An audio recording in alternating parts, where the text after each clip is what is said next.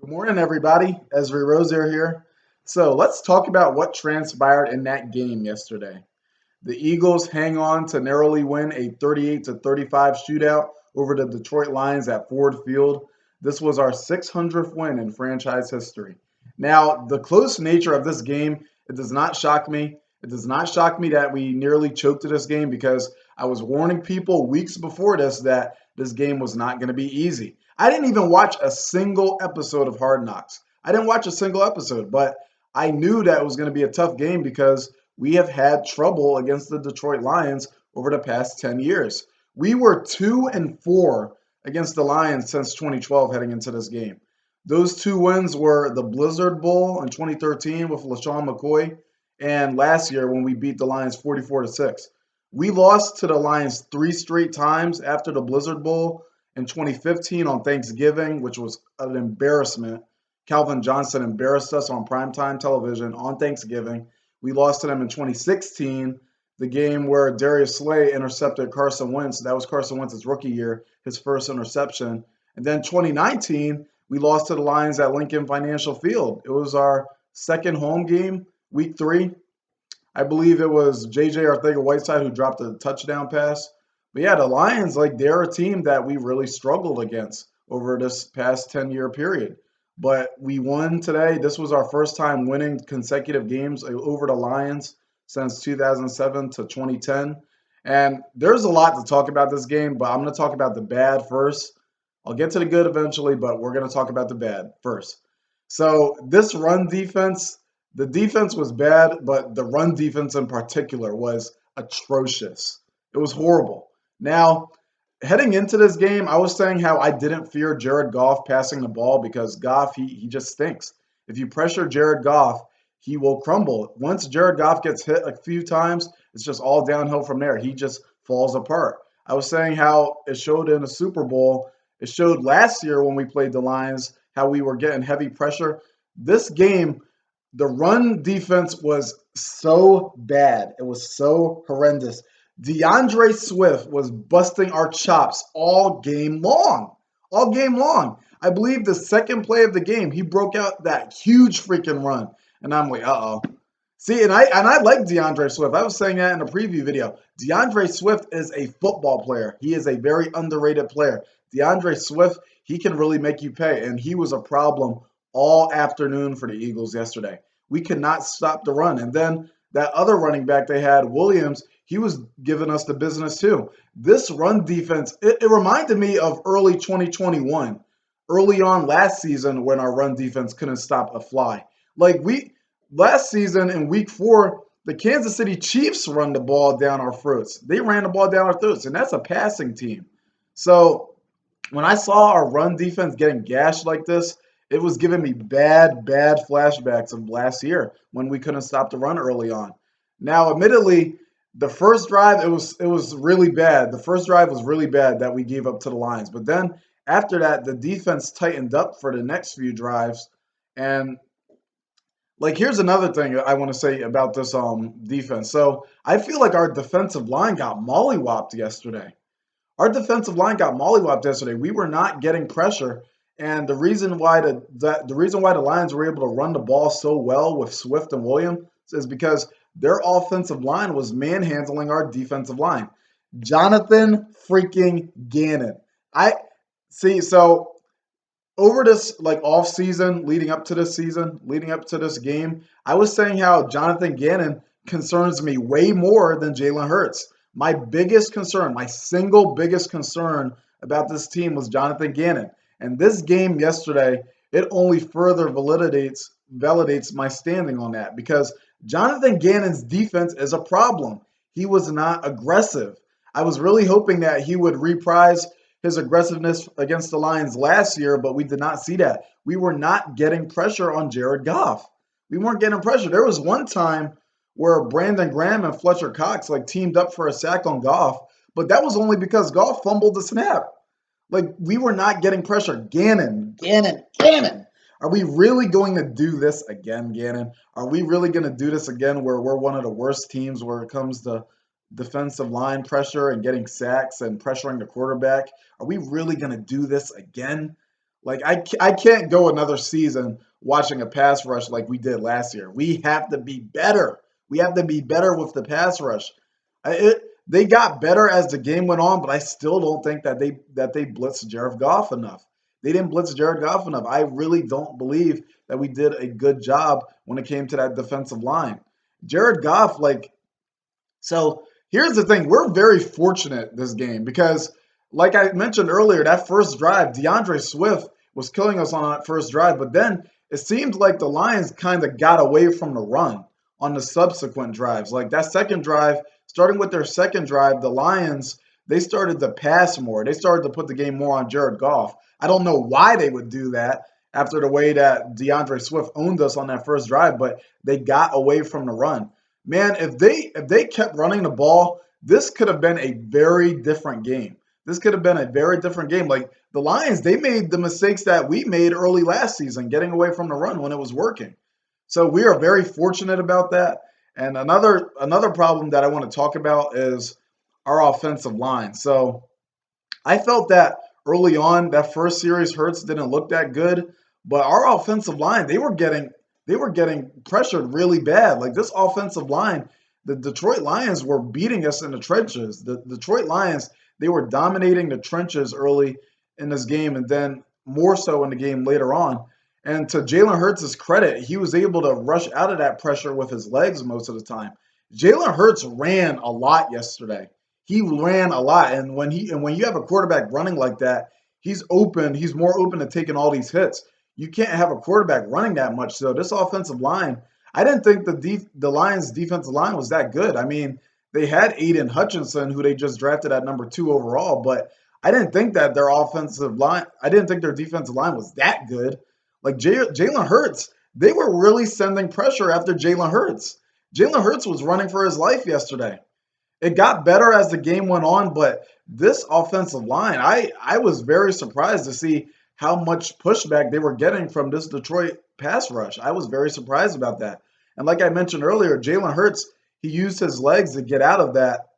But like this offensive line, we got to do better, man. We got to hold up better. Like, what are we gonna do when we play teams like the New Orleans Saints? The New Orleans Saints, they have a dominant front four. Like we really there's so many things we have to do better in this game. Like there's so many ways that we have to get better. And this defense, it's really this defense. This defense terrifies me. This defense is so terrifying because next week we have the Minnesota Vikings. And the Minnesota Vikings, they have a running back by the name of Dalvin Cook. Dalvin Cook, he's arguably better than DeAndre Swift. Well, not arguably. I think he's better than DeAndre Swift. What are we going to do against Dalvin Cook? Do you know how many solid running backs we play this year? We play Dalvin Cook next week. We play Jonathan Taylor with the Indianapolis Colts. We play Derrick Henry. We play Ezekiel Elliott twice. We play Saquon Barkley twice, who looked very good yesterday. And we play Alvin Kamara. Like those are a bunch of really like high tier running backs that could put a bruising on this run defense. My 80-year-old grandmother, my 80-year-old grandmother could run through this defense. It's that bad. Like we gave up 35 points yesterday.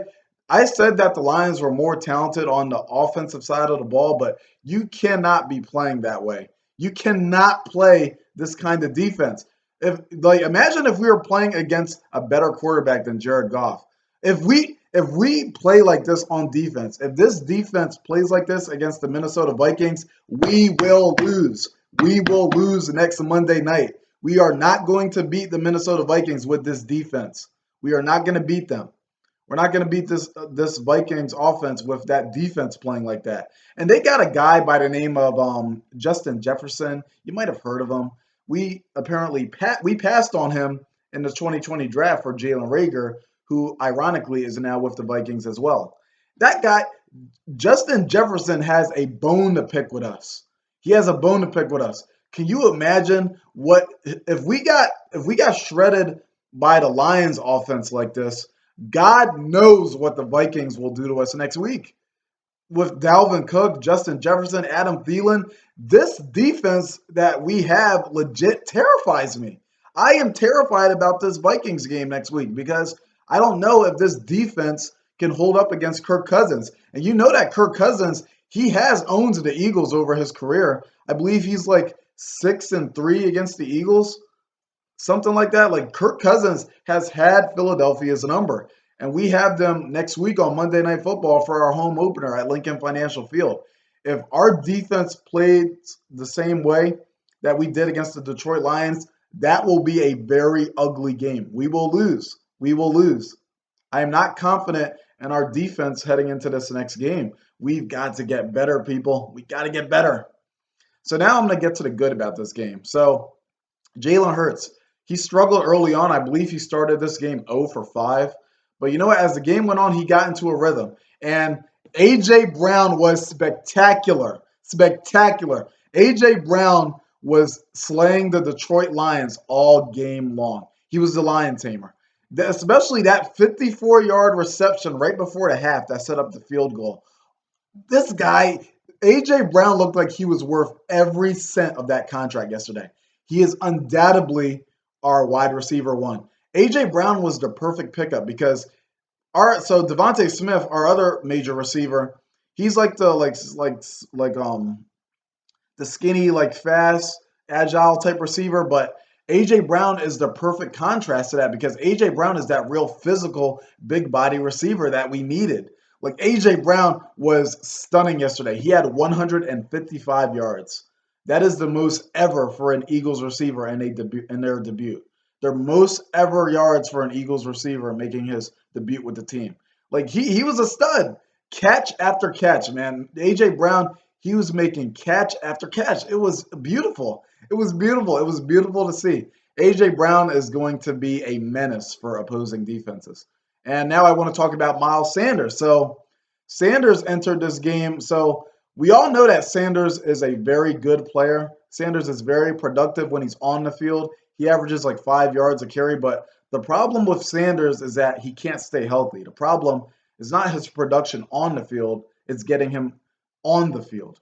His production is unquestionable. It's a matter of him staying healthy. It's a matter of him being on the field to show us that production. And Miles Sanders looked explosive yesterday. Explosive yesterday. Like he had that one run early on where it was an angry one. He shook off one guy and then he churned in for he kept churning for I think 4 more yards. Miles Sanders looked like he had a rebirth yesterday.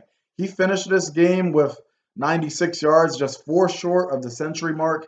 But Miles Sanders, he looked very explosive, and it was very refreshing to see because Miles Sanders, he actually scored a touchdown yesterday. Miles Sanders scored a touchdown. That was his first touchdown since the 2020 season. All season last year in 2021, Miles Sanders did not score a touchdown. He did score on a 2-point conversion in the season opener against the Atlanta Falcons, but other than that, he did not find the end zone. He did not score a single touchdown last year. So to see him get that first touchdown since the 2020 season, I know that really upped his confidence. I know that really energized him. And I'm happy for Miles Sanders because it's a big year for him. I believe this is a contract year for Sanders, and he's got a lot to prove. Like, can he stay healthy? Can he prove that he could be that workhorse back? Can he prove that we don't have to move on from him? So very good game for Miles Sanders. And another thing, so I thought that this team was very resilient. So we go down 7-0 after giving up that opening drive. Then I believe we were up 21-7. James Bradberry. So Jared Goff made a very questionable pass. It was tipped by Kazir White, who he picked up from the Chargers, who was an amazing tackler, by the way. And it was intercepted by James Bradberry, and James Bradberry returns it for a pick 6 touchdown. So we're up 21-7, and then I believe the Lions struck back, and then they scored to make it 21-14. And then right before halftime, I mentioned earlier that A.J. Brown reception, a 54-yarder, that sets up a field goal, and we go up 24-14 at halftime. Now, we were up, I believe, 31-17 at one point in this game, but we start to blow it, we start to choke, and we were victim to a few bad calls yesterday. Like, for one, I didn't agree with that one call against C.J. Gardner-Johnson on 3rd down. It was a pass interference, I believe. I didn't believe there was a lot there. I thought that was a weak call. And then there was a call where DJ Chark pushed off of Darius Slay for a touchdown. I thought that was a push off. I thought that was a push off. But so the Eagles, we let a huge lead evaporate in this game, and eventually it gets to the point where we're only leading 38-35 after previously holding a 17-point lead. And Miles Sanders, this was one of the biggest plays of the game, arguably the biggest. Miles Sanders on third down, we hand him the ball, and it looks like he runs into a wall. It looks like he got stuck, but then he breaks out of it. He breaks out of it, turns around, he cuts back, and then he gets like a 20-yard gain. That was the run that saved this game, because that was when the Detroit Lions had all of the momentum. They had scored on their last few drives, and Miles Sanders, when we really needed it, he made that big angry run. He made that breakaway run that we really needed to cool that Lions momentum. We fought back. We were trying to choke this game. We were blowing it. We let a 17-point lead evaporate into a 3-point lead, but Miles Sanders, when we needed him most, he made a huge play to regain confidence in this team. And then, of course, Jalen Hurts with the quarterback sneak. We know. Actually, it was a quarterback sneak. That quarterback sneak to clinch the game.